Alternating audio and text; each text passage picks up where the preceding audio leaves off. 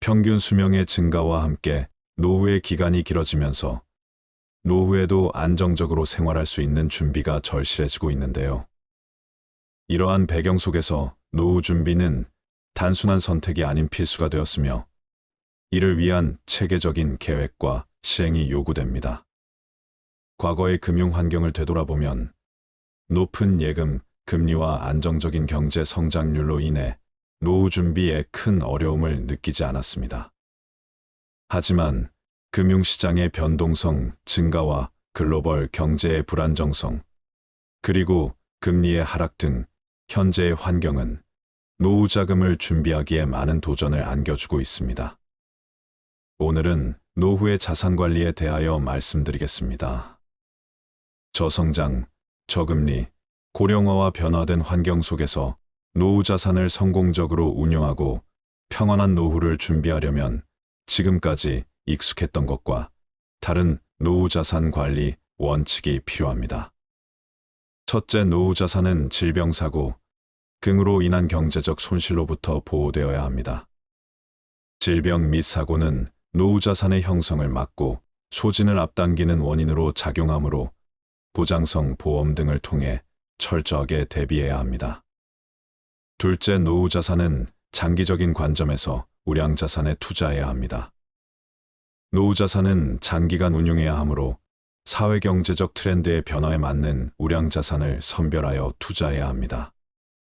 셋째, 노후 자산은 안정성에 초점을 두고 다양한 자산에 투자해야 합니다. 집중 투자에 따른 손실은 장기 투자로도 회복하지 못할 수 있습니다. 자산 운용의 안정성을 위해서는 노후 자산을 철저하게 분산해야 합니다. 넷째, 노후 자산은 자신에게 맞는 자금 계획을 세우고 그에 맞게 자산을 운용해야 합니다. 길어진 수명과 낮아진 금리는 노후 자산 관리에 있어서 새로운 생각을 요구합니다. 자산 규모보다는 현금 흐름을 중시하는 관점을 가져야 하며 자신에게 맞는 인출 계획을 세우고 적립 시기부터 그에 맞게 노후 자산을 운용해야 합니다. 여러분께서는 노후 자금으로 평생 1억 원 정도를 모았다고 가정했을 때 과연 이 1억 원을 어떻게 하시겠습니까? 3번. 1억 원을 그대로 보험회사 즉 연금으로 맡겨서 매달 50만 원씩 연 600만 원을 받는다. 2번. 1억 원으로 지방의 부동산에 투자하여 저렴한 빌라나 아파트를 사서 매달 3,040만 원씩 월세를 받는다. 3번. 안전하게 은행에 예금해 놓는다. 4번. 1억 원으로 은행 우량주를 사서 매달 배당금을 30만 원씩 받는다. 여러분은 이 중 어떤 선택을 하시겠습니까? 한 번의 경우 매달 50만 원씩이라는 작지 않은 생활비를 받기는 하지만 1억이라는 돈은 소득이나 투자 없이 계속 쓰기만 한다면 정확히 5년 안에 모두 소진될 수 있다는 단점이 있습니다. 두 번의 경우 고령화 저출산으로 점점 경제활동 인구들은 핵심 도시로 모여든다는데 만약 그런 현상이 발생하면 오히려 지방은 수요자를 찾지 못해 오랫동안 공실로 비워둘 가능성이 있고 자칫하면 자산 가치를 크게 까먹을 수 있는 상황이 발생할 수도 있기 때문에 지방 아파트 임대소득으로 노후 생활을 하겠다는 것은 어느 정도의 위험성을 가지고 있다고 볼 수 있습니다. 세 번의 경우 가장 안전하며 원금을 지킬 수 있다는 장점은 있지만 요즘 같은 저금리 시대에는 1년을 은행에 놔둬도 1억, 3년을 놔둬도 이자가 거의 없다는 단점이 있습니다. 네 번의 경우는 노후 자금으로 저가주 중심의 리스크가 큰 주식을 사는 것이 아니라 우량주 중심의 투자를 해서 그 회사의 주주가 되어 정해진 수익에 대한 배당을 받는 것을 이야기합니다. 단 우량주를 사면 당장은 주식이 얼마 주지 않을 수도 있지만 이때 중요한 것은 주식을 사서 무조건 올라야 한다는 개념보다는 매달 매년 얼마의 현금, 즉 배당금을 받을 수 있는가에 초점을 맞추는 것입니다. 예를 들면 은행주 중에는 5%의 배당금을 받을 수 있는 것들도 있습니다. 은행에 예금으로 넣어두면 1% 이자를 받지만 은행의 주주가 되면 5%의 배당금을 받게 되는 것이죠. 그렇다면 도대체 노후의 자산 관리는 어떻게 하는 것이 현명한 선택일까요? 우리가 노후의 자산을 관리하는 방법은 다양하지만 노후 은퇴자분들이 가장 꿈꾸는 재정 관리의 원칙은 돈이 줄어들지 않는 것입니다. 요즘 은행 이자가 많아도 2에서 3%대인데 우리가 원금은 지키면서 연 5%만 받을 수 있어도 은행 이자의 2배가 되는 것이죠. 자산은 크게 부동산 자산과 금융자산, 보험자산, 기타 자산으로 나눌 수 있습니다. 부동산 자산의 경우 주거용 부동산, 상업용 부동산, 토지와 임야와 같은 대지가 있으며 금융자산은 주식펀드, 예금, 현금성 자산이라고 보시면 됩니다. 보험자산은 보장성 보험이나 저축성 보험, 투자성 보험이며 마지막으로 기타 자산은 회원권이나 차량 고가의 미술품 등입니다. 자산은 나이에 따라 보유해야 하는 자산의 비율이 다른데요. 30대라면 이제 막 집을 구매하거나 전세를 얻을 확률이 크기 때문에 부동산 자산이 가장 큰 비중이고 금융보험 자산은 상대적으로 낮을 겁니다. 그러나 점점 꾸준한 저축을 통해서 금융보험 자산을 늘려갈 필요가 있습니다. 60세에는 부동산 자산보다는 금융보험 자산이 많아야 하는데 그렇지 않다면 하우스푸어가 되는 것이죠. 또 우리가 주식형 자산이라고 하면 주식 직접 투자도 있고 주식을 기초 자산으로 하는 에트나 펀드 같은 것들은 더 높은 기대 수익을 바랄 수는 있지만 반대로 위험성도 있기 때문에 손해 볼 확률도 그만큼 높습니다.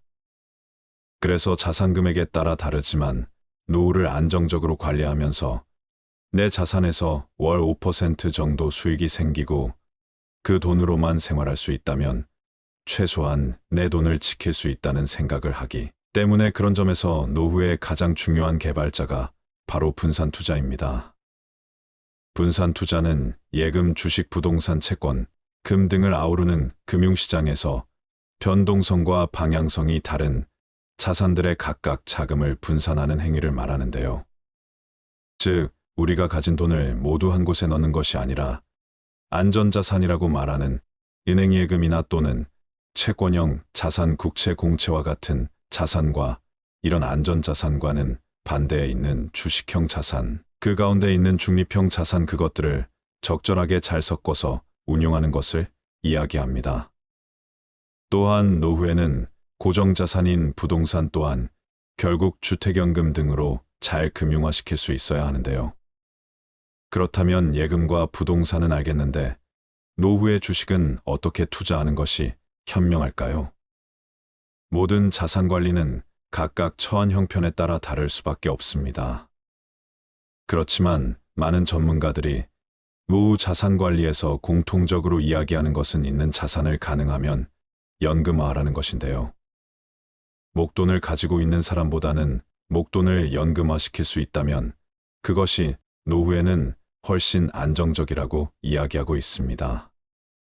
우리가 노후에 목돈을 가지고 있으면 든든한 마음보다는 왠지 불편한 마음이 드는데요. 이 돈을 어떻게 관리해야 할까부터 심지어 목돈이 있다는 것을 자식이나 주변 지인들이 알기라도 하면 이런저런 이유로 빌려달라고 하기도 합니다.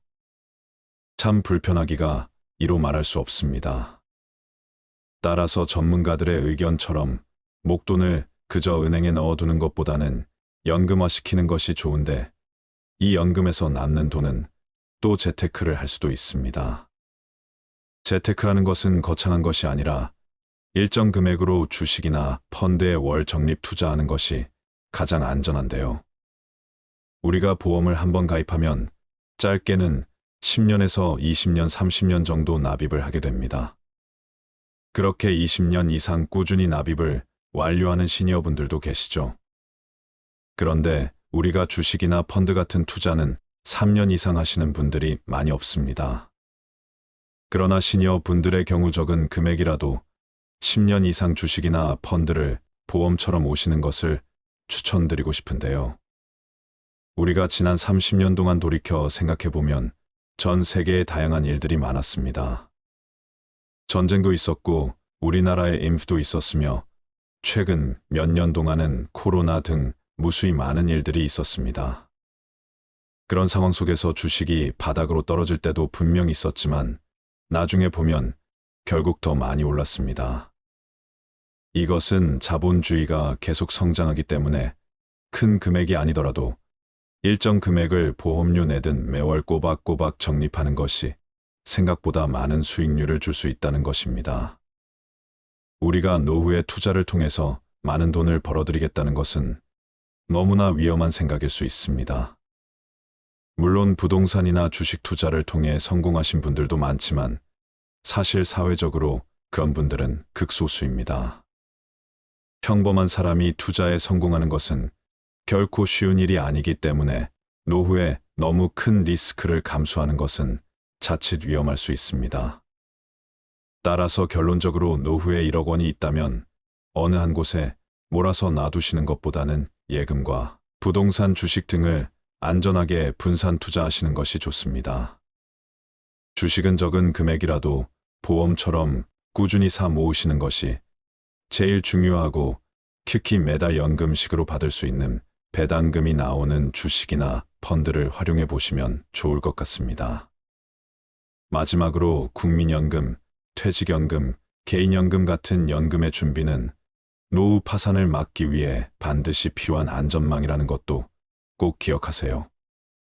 은퇴 후 자산관리에서 가장 중요한 부분은 노후 생활비를 충족할 만큼의 노후 소득, 즉 현금 흐름을 꾸준히 발생시키는 것입니다. 연금소득, 금융소득, 근로소득, 부동산 소득 등 다양한 소득을 활용해 개개인의 상황에 맞는 노후 소득을 만들어간다면 여유로운 노후가 가능할 것입니다. 또 한 가지 당부드리고 싶은 것은 노후에도 돈 관리와 관련된 공부는 지속적으로 하시는 것이 좋습니다. 그 이유는 안타깝게도 우리가 많이 의지하게 되는 은행이나 보험사, 증권사와 같은 금융기관들은 소비자의 이익이 자신의 급여와 본질적으로 상관이 없기 때문에 본인에게 이득이 되는 방향으로 추천해주는 경우가 많습니다. 그러다 보니 내 재산은 내가 지킨다라는 생각으로 여러 영상이나 책을 통해 계속 자산 관리에 대해 공부하시고 은행이나 보험사와 같은 금융기관 직원들의 조언들은 참고해서 들으시는 것이 좋겠습니다. 돈보다 자식에게 꼭 물려주어야 하는 것에 대하여 말씀드리겠습니다. 돈을 모아 자손에게 물려주더라도 그 자손이 반드시 그것을 지킨다고 할 수 없으며 책을 모아 자손에게 물려주더라도 그 자손이 반드시 다 읽는다고 볼 수 없다. 남 모르는 가운데 음덕을 쌓아서 자손을 위한 계책을 삼는 것만 못하다. 사람의 피를 빨아먹는 거머리가 막대한 유산을 상속받은 이상한 이야기가 있다. 프랑스의 실업과 카페 템프라는 자신이 피땀 흘려 모은 재산을 둘러싸고 상속자들이 추잡하게 싸우는 꼴을 보자 크게 낙심했다. 그는 아주 극비리의 유언장을 작성했는데 그 유언장에 의하면 그의 막대한 유산은 한 마리의 거머리에게 주도록 되어 있었다.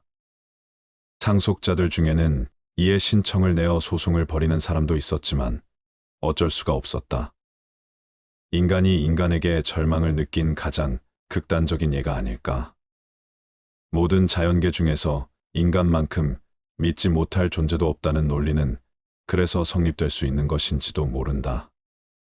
교활하고 잔악하고 배신하는 무리는 유독 인간 속에서만 그 숫자를 크게 헤아릴 수 있기 때문이다.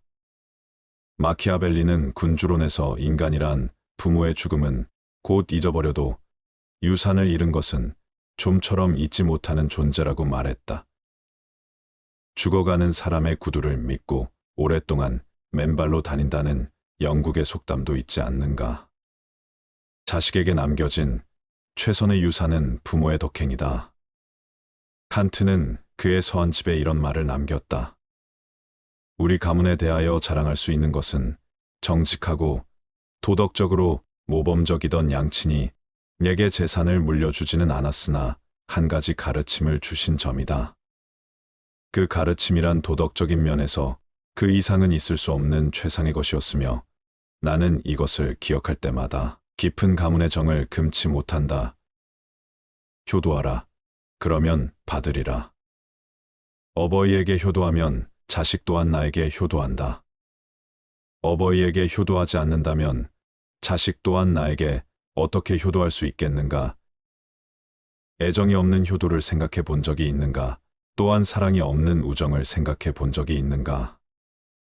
효도가 아무리 부모를 섬기는 자식된 사람의 도리라 하더라도 그 속에 애정이 결여되어 있다면 그것은 효도가 아니다. 그것은 가식이며 위장이며 계산된 것이기 때문이다. 러셀은 행복의 정복에서 이런 말을 남겼다. 애정을 요구하는 사람은 애정을 받는 사람이 아니다. 애정을 받을 수 있는 사람은 남에게 애정을 주는 사람이다. 이자를 붙여서 돈을 빌려주는 계산된 애정은 주어도 소용이 없다. 개선된 애정은 참된 애정이 아니며 그 애정을 받는 사람도 진실된 것이라고 생각지 않는다. 속담에 부모가 온효자가 되어야 자식이 반효자라는 말이 있다. 과거의 금융 환경을 되돌아보면 높은 예금, 금리와 안정적인 경제 성장률로 인해 노후 준비에 큰 어려움을 느끼지 않았습니다. 하지만 금융시장의 변동성 증가와 글로벌 경제의 불안정성, 그리고 금리의 하락 등 현재의 환경은 노후 자금을 준비하기에 많은 도전을 안겨주고 있습니다. 저성장, 저금리, 고령화와 변화된 환경 속에서 노후 자산을 성공적으로 운용하고 평안한 노후를 준비하려면 지금까지 익숙했던 것과 다른 노후 자산 관리 원칙이 필요합니다. 첫째, 노후 자산은 질병사고, 긍으로 인한 경제적 손실로부터 보호되어야 합니다. 질병 및 사고는 노후 자산의 형성을 막고 소진을 앞당기는 원인으로 작용하므로 보장성 보험 등을 통해 철저하게 대비해야 합니다. 둘째, 노후 자산은 장기적인 관점에서 우량 자산에 투자해야 합니다. 노후 자산은 장기간 운용해야 하므로 사회경제적 트렌드의 변화에 맞는 우량 자산을 선별하여 투자해야 합니다. 셋째, 노후 자산은 안정성에 초점을 두고 다양한 자산에 투자해야 합니다. 집중 투자에 따른 손실은 장기 투자로도 회복하지 못할 수 있습니다. 자산 운용의 안정성을 위해서는 노후 자산을 철저하게 분산해야 합니다. 넷째, 노후 자산은 자신에게 맞는 자금 계획을 세우고 그에 맞게 자산을 운용해야 합니다. 길어진 수명과 낮아진 금리는 노후 자산 관리에 있어서 새로운 생각을 요구합니다. 자산 규모보다는 현금 흐름을 중시하는 관점을 가져야 하며 자신에게 맞는 인출 계획을 세우고 적립 시기부터 그에 맞게 노후 자산을 운용해야 합니다. 여러분께서는 노후 자금으로 평생 1억 원 정도를 모았다고 가정했을 때 과연 이 1억 원을 어떻게 하시겠습니까? 3번. 1억 원을 그대로 보험회사 즉 연금으로 맡겨서 매달 50만 원씩 연 600만 원을 받는다. 2번. 1억 원으로 지방의 부동산에 투자하여 저렴한 빌라나 아파트를 사서 매달 3,040만 원씩 월세를 받는다. 3번. 안전하게 은행에 예금해 놓는다. 4번. 1억 원으로 은행 우량주를 사서 매달 배당금을 30만 원씩 받는다. 여러분은 이 중 어떤 선택을 하시겠습니까?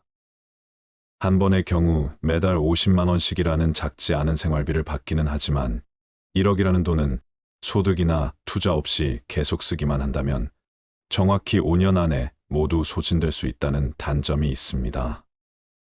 두 번의 경우 고령화 저출산으로 점점 경제활동 인구들은 핵심 도시로 모여든다는데 만약 그런 현상이 발생하면 오히려 지방은 수요자를 찾지 못해 오랫동안 공실로 비워둘 가능성이 있고 자칫하면 자산 가치를 크게 까먹을 수 있는 상황이 발생할 수도 있기 때문에 지방 아파트 임대소득으로 노후 생활을 하겠다는 것은 어느 정도의 위험성을 가지고 있다고 볼 수 있습니다. 세 번의 경우 가장 안전하며 원금을 지킬 수 있다는 장점은 있지만 요즘 같은 저금리 시대에는 1년을 은행에 놔둬도 1억, 3년을 놔둬도 이자가 거의 없다는 단점이 있습니다. 네 번의 경우는 노후 자금으로 저가주 중심의 리스크가 큰 주식을 사는 것이 아니라 우량주 중심의 투자를 해서 그 회사의 주주가 되어 정해진 수익에 대한 배당을 받는 것을 이야기합니다.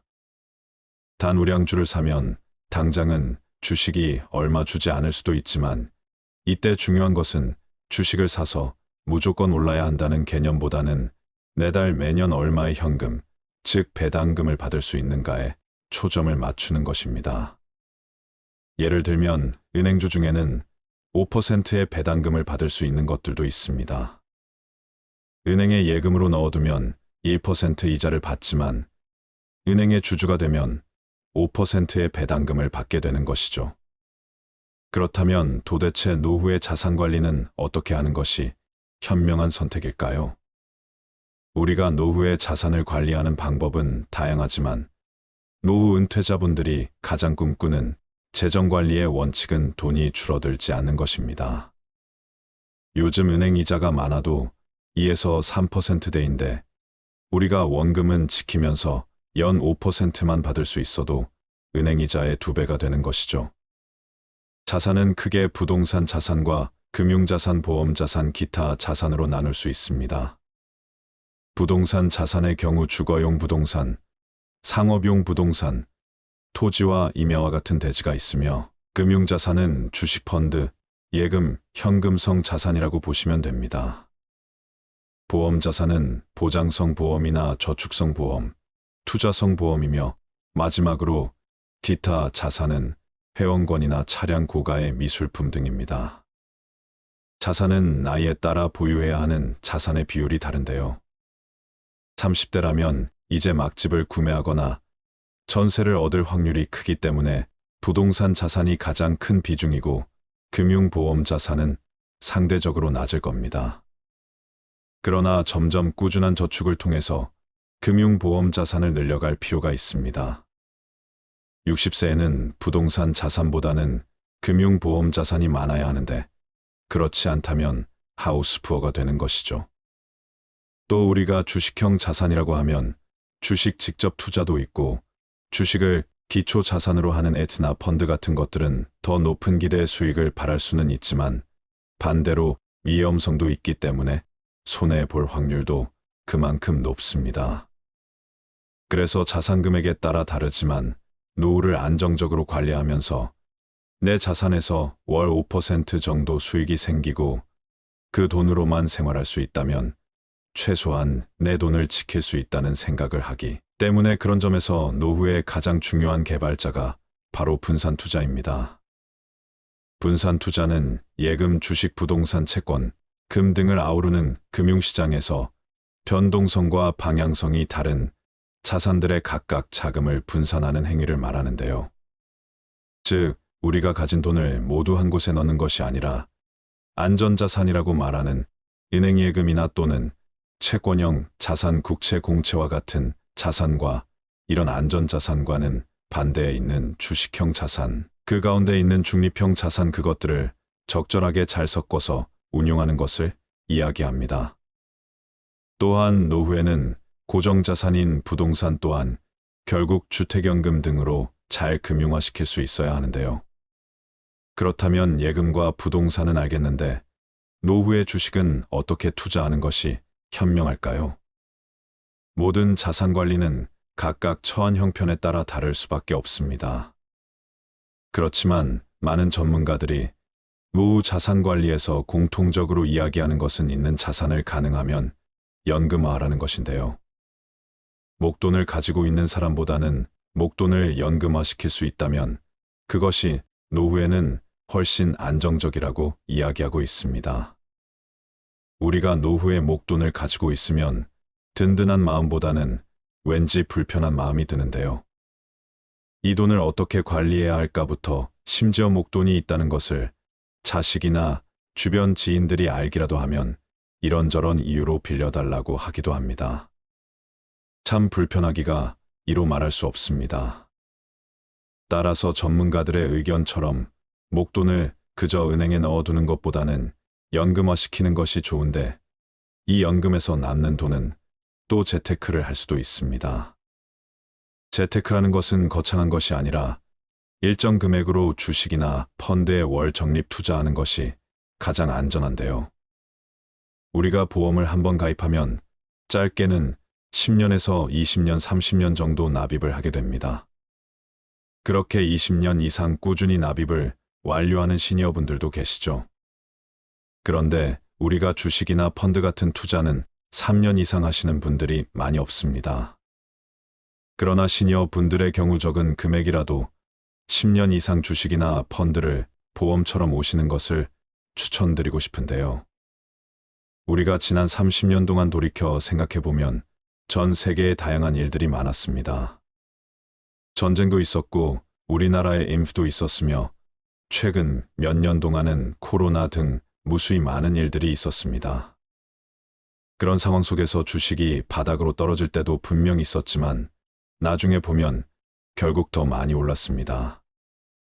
이것은 자본주의가 계속 성장하기 때문에 큰 금액이 아니더라도 일정 금액을 보험료 내든 매월 꼬박꼬박 적립하는 것이 생각보다 많은 수익률을 줄 수 있다는 것입니다.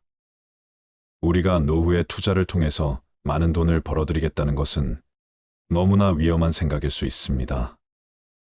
물론 부동산이나 주식 투자를 통해 성공하신 분들도 많지만 사실 사회적으로 그런 분들은 극소수입니다.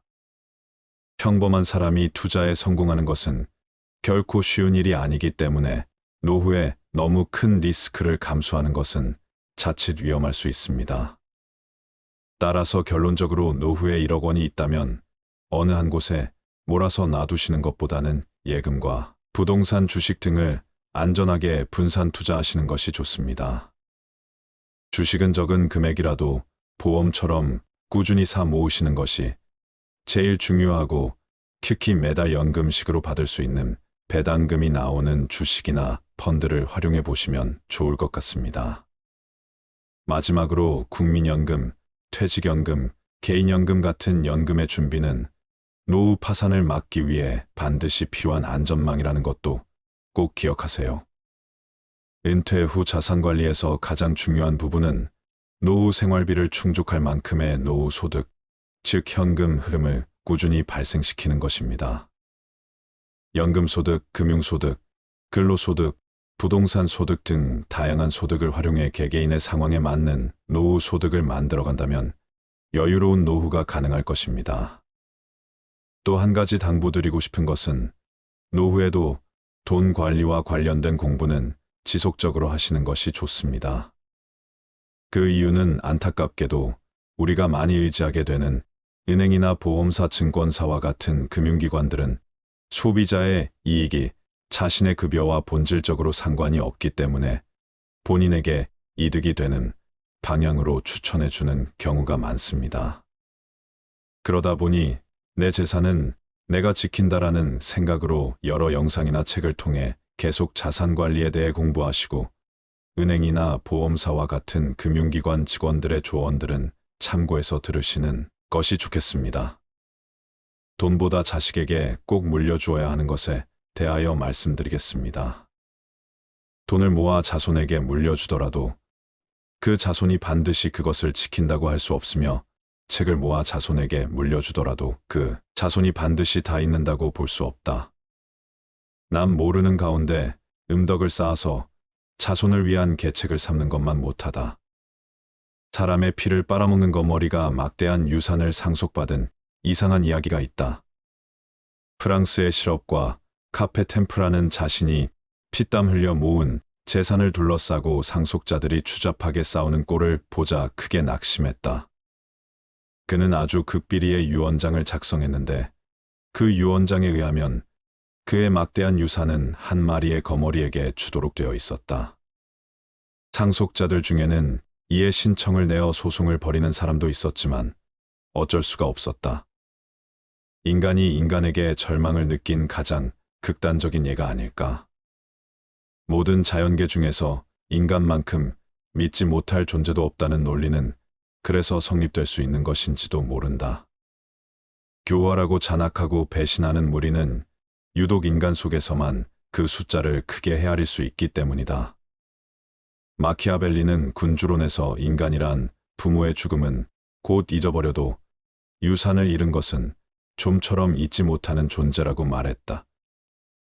죽어가는 사람의 구두를 믿고 오랫동안 맨발로 다닌다는 영국의 속담도 있지 않는가. 자식에게 남겨진 최선의 유산은 부모의 덕행이다. 칸트는 그의 서한집에 이런 말을 남겼다. 우리 가문에 대하여 자랑할 수 있는 것은 정직하고 도덕적으로 모범적이던 양친이 내게 재산을 물려주지는 않았으나 한 가지 가르침을 주신 점이다.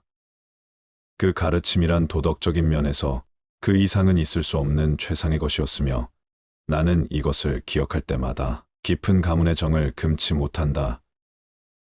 효도하라. 그러면 받으리라. 어버이에게 효도하면 자식 또한 나에게 효도한다. 어버이에게 효도하지 않는다면 자식 또한 나에게 어떻게 효도할 수 있겠는가?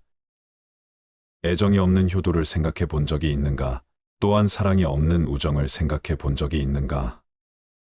효도가 아무리 부모를 섬기는 자식된 사람의 도리라 하더라도 그 속에 애정이 결여되어 있다면 그것은 효도가 아니다. 그것은 가식이며 위장이며 계산된 것이기 때문이다. 러셀은 행복의 정복에서 이런 말을 남겼다. 애정을 요구하는 사람은 애정을 받는 사람이 아니다.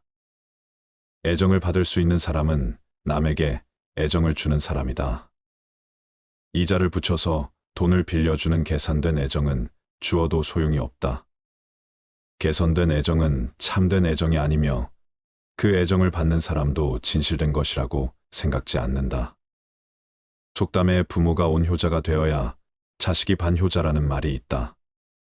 지금까지의 말씀은 주관적인 생각이 반영된 의견이며 노후의 자산 관리에 도움이 되셨으면 좋겠습니다. 감사합니다.